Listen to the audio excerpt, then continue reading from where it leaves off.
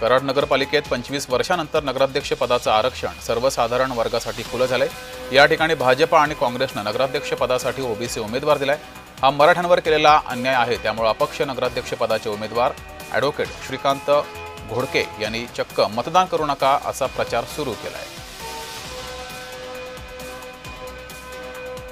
कराड नगरपालिकेत नगराध्यक्ष पदाचे अपक्ष उमेदवार असलेले श्रीकांत घोडके यांनी चक्क मला मतदान करू नका असा प्रचार सुरू केला आहे। आपण त्यांच्याशी बोलणार आहोत। आपण मला मतदान करू नका असा प्रचार सुरू केलेला आहे, काय सांगाल? यामागचं कारण एकच आहे की कराड नगर परिषद कराड याला सुमारे 25 वर्षानंतर 20 ते 25 वर्षानंतर ओपन आरक्षण जाहीर झालेलं आहे। त्यामध्ये तुम्ही पाहिलं तर भाजप व काँग्रेस हे दोन्ही राष्ट्रीय पक्ष आहेत। या दोघांनीही कराड शहरावरती ओबीसी सीट लादून आम्हा हिंदू मराठ्यावरती एक अत्याचार केलेला आहे। तसंच तुम्ही जर पाहिलं तर वार्डातली परिस्थिती देखील तशीच आहे।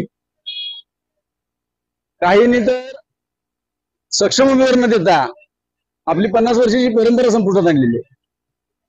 आज बार, वाईन शॉप, जुगार, मटका, कॉन्ट्रॅक्टर, व्याजवाले हे तुम्हाला प्रचारात अग्रेसर दिसतील आणि लोकप्रतिनिधी हे राजरोसपणे या लोकांचा प्रचार करतात।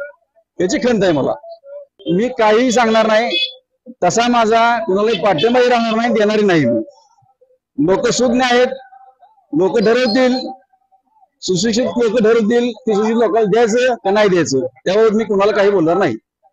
लोक सुज्ञ आहेत, कोणाला मतदान करायचं ते लोकच ठरवतील असा विश्वास श्रीकांत घोडके यांनी व्यक्त केला आहे।